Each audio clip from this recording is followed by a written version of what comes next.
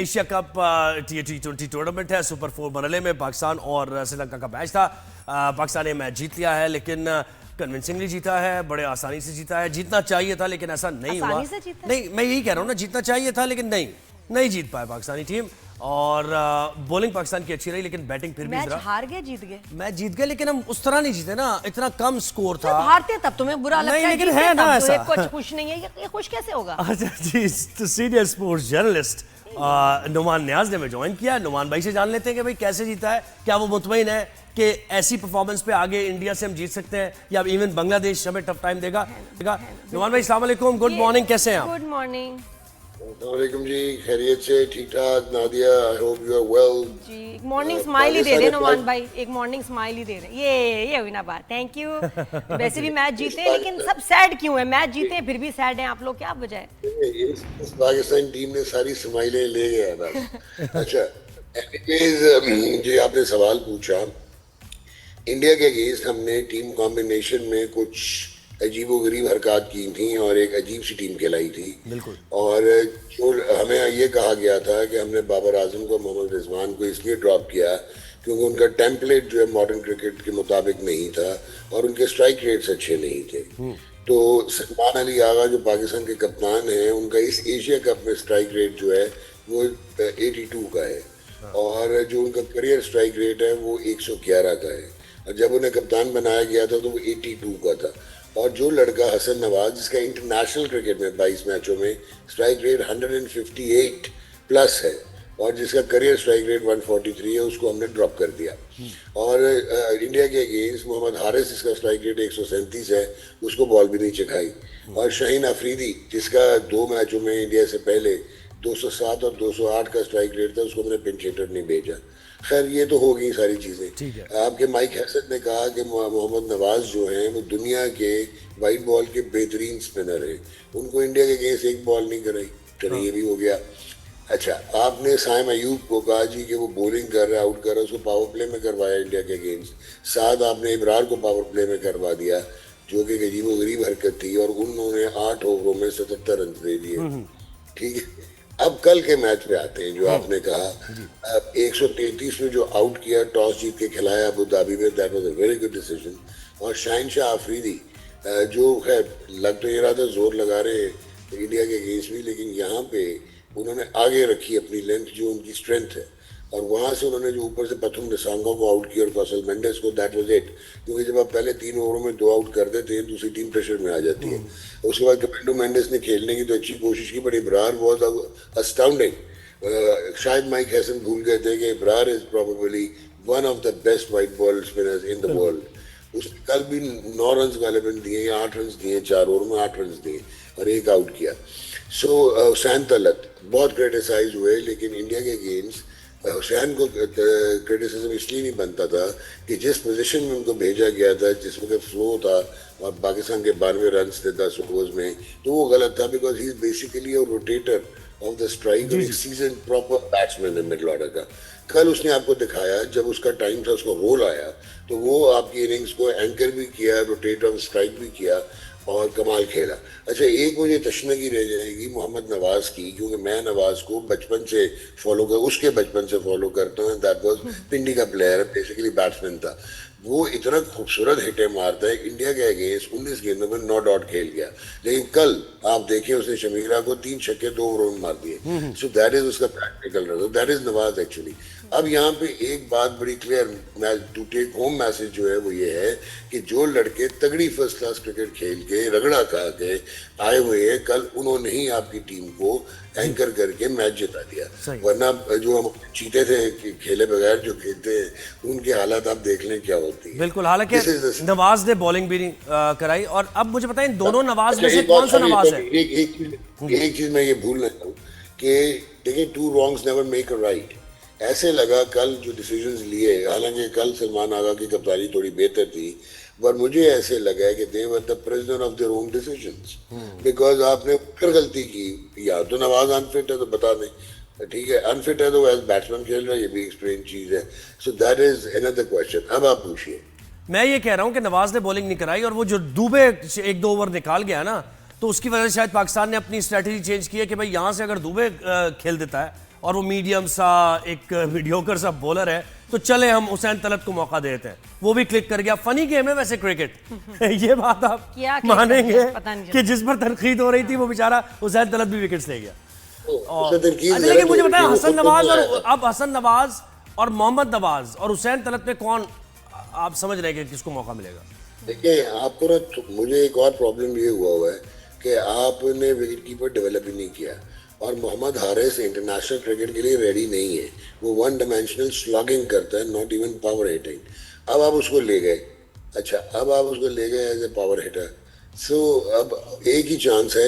देखिए मुझे लग रहा है, हालांकि आज जो बांग्लादेश इंडिया का मैच है, क्योंकि इंडिया बहुत एडवांस टीम है, बहुत अमेजिंग टीम है, लेकिन बांग्लादेश में उनको हमेशा एक आधी टीम होती है ना, जैसे 80s 90s में हम वेस्ट इंडीज को पड़ जाते होते थे, हालांकि वेस्ट अनबीटेबल होती थी। इस तरह बांग्लादेश इंडिया को तंग करता है। तो एक तो आज का मैच इंटरेस्टिंग होएगा। गॉड फॉरबिड 19-20 हुआ तो पाकिस्तान तो वैसे टूर्नामेंट से बाहर हो जाएगा, बांग्लादेश आज हरा दे इंडिया को। लेकिन पाकिस्तान नहीं, क्यों का क्यों बांग्लादेश नोमान का- भाई, ये कि अभी तो बांग्लादेश को हराएगा ना पाकिस्तान इंशाल्लाह। अगर हरा देता बांग्लादेश को तो फिर क्यों? अगर बांग्लादेश इंडिया, हाँ इंडिया को हरा दे फिर क्या होगा? नहीं, अगर बांग्लादेश इंडिया को हरा दे और हम बांग्लादेश को हरा हाँ, दें और हम फिर क्या होगा? नेट रन रेट तो नेट रन रेट पाकिस्तान का क्या नीचे ही है? अभी अभी नहीं, अभी सेकंड नंबर पे है अगर ऐसा इंडिया। होता है तो तब हम फिर भी फाइनल्स में जाएंगे नहीं, या नेट रन रेट पे आ जाएगा फिर हम में से, और बांग्लादेश में जो होगा वो क्वालिफाई कर जाएगा। नेट रन देखिए, शायद रेट मैं वाहिद आदमी था, अगर आपका हाफजा ठीक है तो मैंने आप लोगों को कहा था कि इंडिया इकोनॉमिक्स के लिए माना है, हालांकि जियो पोलिटिकल सिचुएशन उनको बैड लूजर्स हैं, वो उनको इजाजत नहीं देती थी कि वो टूर्नामेंट खेले। वो इकोनॉमिक्स की वजह से थे और ब्रॉडकास्टर से 2 टीमें ऐड करवाई थी, वो इसलिए कि इंडिया पाकिस्तान के मिनिमम 2 मैच हो। तो अगर 3 मैच जो कि आज तक हिस्ट्री में नहीं हुआ एशिया कप की, अगर 3 मैच हो गए तो वो तो तर जाएंगे ब्रॉडकास्टर्स और राइट्स मीडिया हाउसेज और राइट्स एक्विजिशन जो एक्वायर करते हैं। सो इंडिया पाकिस्तान का काफी लाइकली चांस है, मैं काफी तो शुरू से लाइकली। कह रही हूँ नोमान भाई कि ये होना ही है, ये उसी तरफ जा रही है। जो मर्जी परफॉर्मेंस हो, एंड में रिजल्ट ये होना है कि हमने और इंडिया ने फिनाल में सामने होना है। दैट सूट्स बिल्कुल, एवरीवन, बहुत- that suits a lot of economic- जो मनी के प्लेयर्स हैं उनको सूट करता है, Exactly. इकोनॉमिक्स है। मैं तो ये कह रही हूँ। और दूसरा ही कि इनको बिल्कुल बड़ा ठीक शौक है। होगा कि जी हम इनको एम्बैरेस करें और ये हमारी जीत होगी। लोगों को कहेंगे अच्छा हमने जंग तो हार गए हैं, लेकिन देखो क्रिकेट में हम लोगों ने क्रिकेट में कैसे हम हमने जीत क्या गए, थोड़ा कैसे सा जीते हैं। something to, तो हाँ। जरा उनको थोड़ा सा कुछ नहीं, वैसे यहाँ पे मैंने आपकी बात इसलिए नहीं माननी कि वो तो वैसे किसी और खला में और दुनिया में रहते हैं, बेशक। वो तो झूठ में मीडिया है उनका। अरे और वो ऐसा तो वैसे वैसा सब नुमान भाई भी आपने देखा ये जो ये हारिस रऊफ ने हारिस रऊफ ने इशारे किया। अब उनके खिलाफ मीडिया पे वहां बात हो रही है कि जी देखिए इन्होंने कैसे ये राफेल को गिराते हुए दिखाया। बात हालांकि सच थी, लेकिन ये कि उनका इस अब हमें पाकिस्तान के साथ खेलना ही नहीं चाहिए। और क्यों खेल रहे हैं पाकिस्तान नहीं। के साथ? लेकिन देखें इंपॉर्टेंट चीज नादिया पता है क्या है कि आपको मैं एक हैरत अंगेज चीज बताऊंगा तो आप हैरान हो जाएंगी कि पाकिस्तान को मौका मिला था कि वो आईसीसी को और इंडिया की नैरेटिव की दुर्गत बना देता वो पहले मैच में, जब सूर्य कुमार ने वो पॉलिटिकल की थी। आपको पता है क्या हुआ, कितनी इनकॉम्पिटेंस है।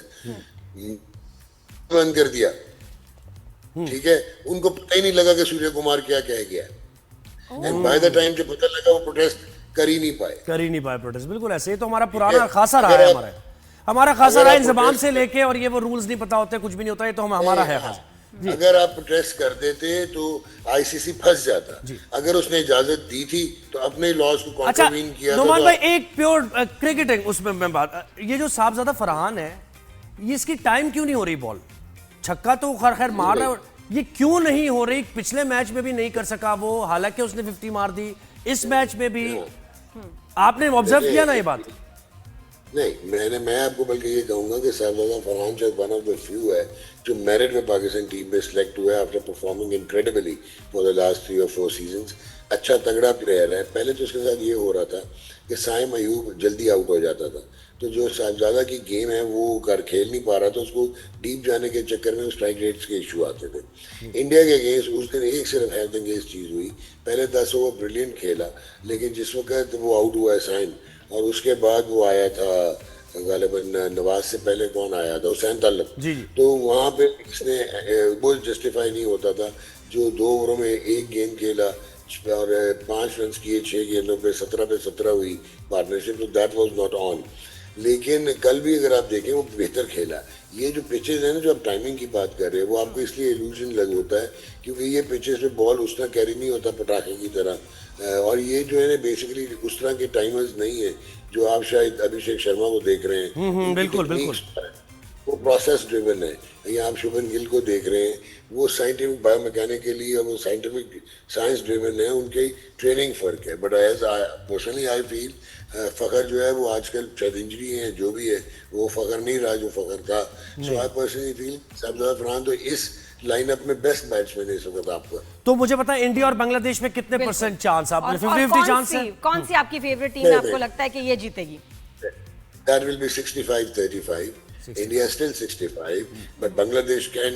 देखिए यहाँ पे एक और चीज भी हो रही है कि अब वो टाइम आ गया है जब dew plays a major role and toss becomes crucial, और बांग्लादेश हिस्टोरिकली इंडिया को तंग करता है। सो लेट्स सी कि क्या होता है, बट फेवरेट इंडिया ही होगा इस मैच में। अच्छा, और अगर इंशाल्लाह हम फाइनल्स में जाते हैं जी, तो confidently आपके ख्याल कहे ना में- आप। नहीं, वो पता है मुझे कुछ दिल नहीं मान रहा। पता है हॉल उठ रहे हैं, वो अलग बात है, लेकिन ये मैं मौका ही नहीं देना चाहती। मैं तो कहती हूँ खेलना ही नहीं, हम दोनों टीम्स को साथ चाहिए था, लेकिन क्योंकि हमारे पॉलिटिकल पता है ना आपको मसले सारे वॉर क्यों हम खेल रहे हैं। बट स्टिल आप बताएं कि क्या चेंजेस करने चाहिए, किन प्लेयर्स को आगे खेलने का मौका देना चाहिए, किन को थोड़ा सा रेस्ट पे भेजना चाहिए ताकि एक बेहतर चांस यहाँ तो भी बहुत अच्छी बात की आपने।